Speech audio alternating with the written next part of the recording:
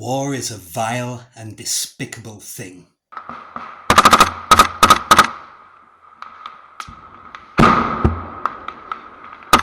But hey, we're all the walking mass of contradictions.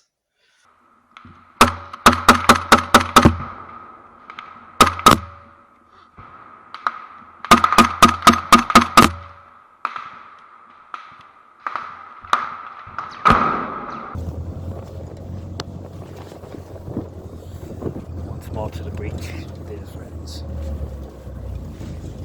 Once more to the breach. Los fascistas no pasaremos. No pasarán.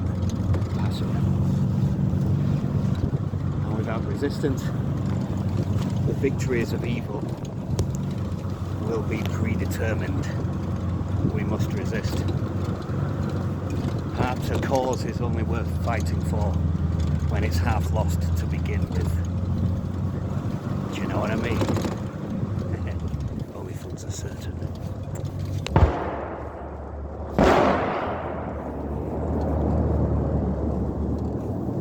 Ooh-wee.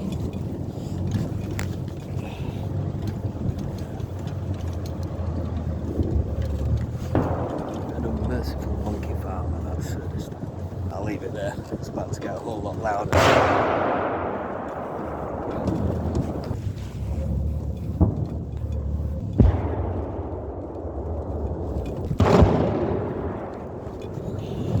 Life is simpler at its extremes, but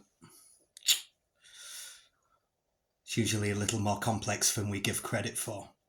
And regarding the conspiratorial, and I would say masochistic way of thinking, regarding the evil Anglo-American empire and all the opportunistic corporate gangster elements that so cynically, in the realm of realpolitik, besmirch a genuinely good cause.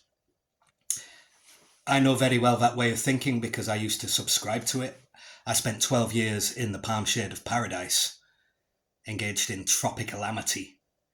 12 years on tropical islands prior to the war in Ukraine, before going to Ukraine in 2022.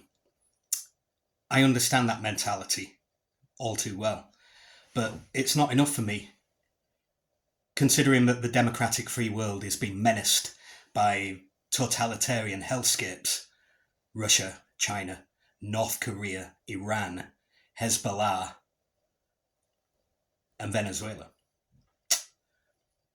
Honestly, subscribing to the toothless so-called pacifism on very dubious, very spurious humanitarian grounds, it just doesn't cut the mustard, doesn't butter any parsnips.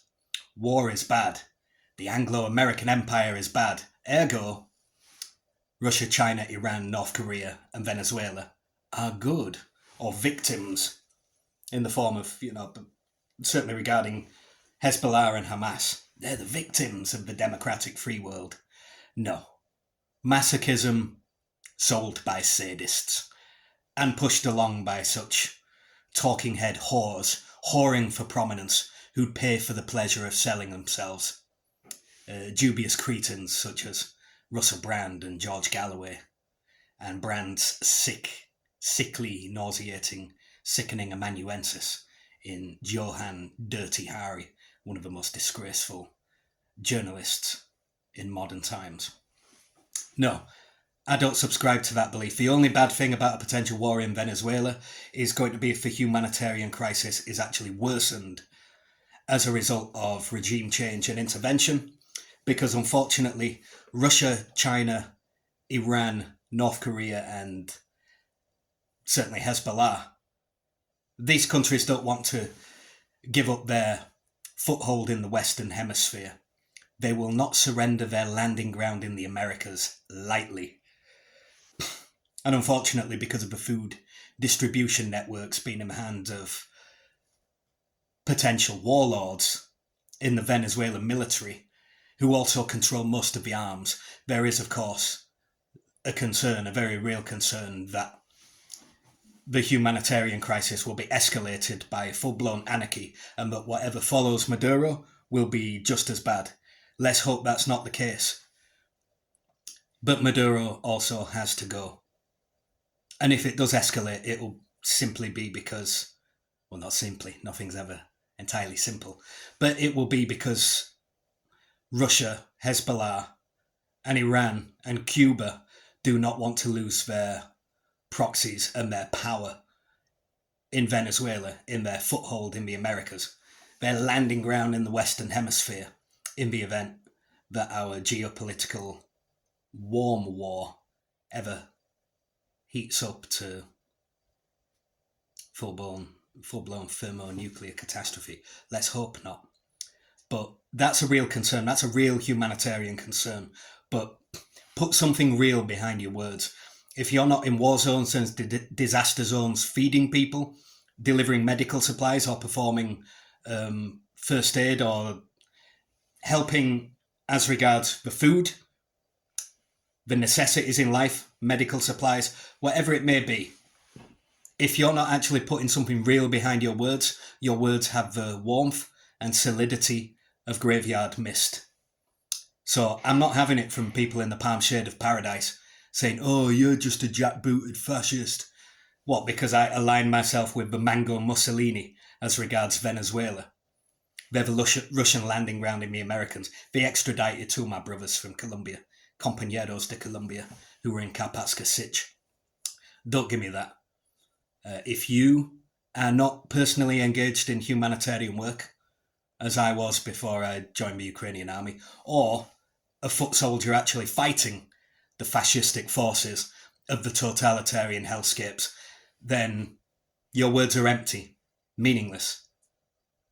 They evaporate like rat piss on a hot tin tropical roof.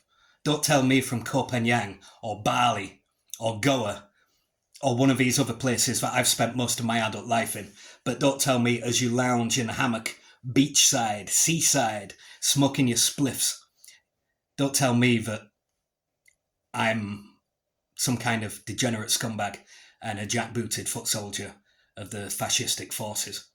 The Anglo-American Empire is not the malevolent bad actor in this global drama that's playing out.